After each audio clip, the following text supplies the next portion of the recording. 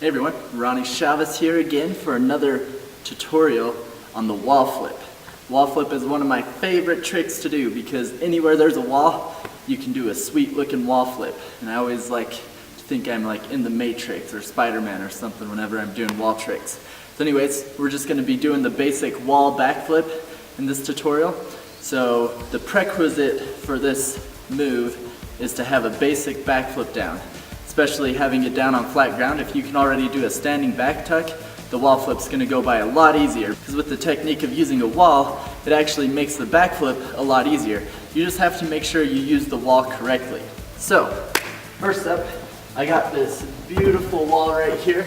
Now you want to find a wall that's going to be pretty grippy.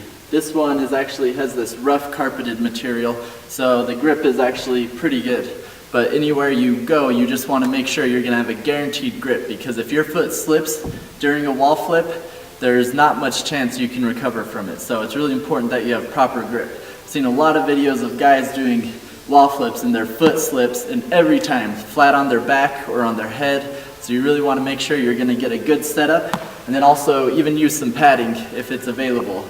You know, at the very least onto soft grass, but I would recommend learning this in a gym with a sloped cheese mat, or even if you just have a mattress to throw down. Whatever it is, just be cautious and safe. You have your basic backflip technique down and you're ready to learn it off a wall. So the first thing to take note with doing the wall flip is your run up to the wall. So when you're coming up to a wall, generally you don't need a ton of speed for wall flips. It mostly just depends on how high you want to get in the air, but generally you don't need a ton of speed, just a little bit of momentum to push you against the wall and back off of it. The momentum is what's going to help give you extra grip to the wall as well, because if you're just standing here, you know, your foot will slip naturally, but if you have momentum into the wall, it's going to allow you to stick against it for enough time to go into the wall flip. So you have a little bit of momentum, and then next, your takeoff leg. Generally my jumping leg is the leg I like to have on the wall. It doesn't really matter so much so long as you feel comfortable with that foot on the wall. So for me it's my right leg. Now when I come up to the wall, my height of my foot on the wall is going to be about hip height. It's going to be about right here. It can be a little bit lower depending on how much momentum you have, or a little bit higher if you're jumping up into it. But generally you want your foot right out in front of you so you're pushing against it. If it's too low, then you run the risk of your foot slipping down. Too high, and what's going to happen is it's going to push you into the ground and you're not going to get proper height off of it. So to first start off, just get a practice step up the wall like you're doing a wall run. So you can just get the feel of stepping off the wall with your momentum and getting the height. As you're running up to the wall, you're going to begin going into your backflip technique. If you remember our backflip technique, we jump up, swing our arms, set tall, and then tuck through. So same thing here. I'm going to begin bringing my arms back so that as I step off the wall, I can bring them up and go into the flip. The timing is going to be a little bit later with the arms because I'm not flipping from the ground, I'm flipping from off the wall. So I come up and I'm going to set up just like I would a normal backflip, and then as I kick off the wall with this foot to give me my push and height, my other leg is going to drive through to help give me flip over. So it can either be a kick or a drive of your knee, whatever it is, you're going to tuck your knees through to help you flip over. Okay, so a few common problems people have is one, they'll cheat into the flip too early where they're leaning back as they're running towards the wall. If you do that, you're not going to get the proper height and you're going to fall a lot faster, so it'll be a lot harder to get the flip around. Another problem people have is they put their foot too high on the wall, because it feels like if you put your foot high on the wall, it'll help you get more height. Wrong.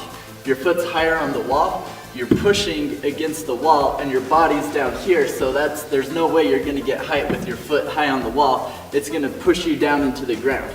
So it's really important that your foot isn't too high on the wall. The next thing is that you set up, that you're jumping up off the wall. You're not just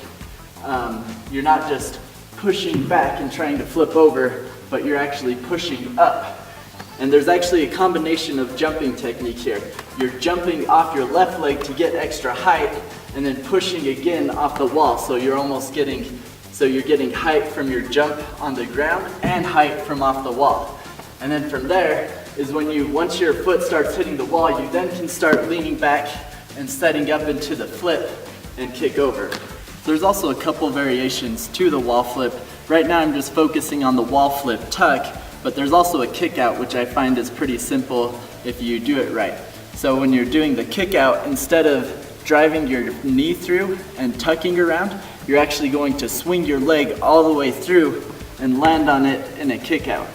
Those ones you tend to not need as much height because your leg kicking you around will whip you around pretty fast, but they can be a little bit more technical. So if you're familiar with just a standing back tuck, then I would focus on those first, and then you can start learning the variations to the wall flip. So my dad, the Silver Fox, has also been working on the wall flip. Just check out his progress at the gym.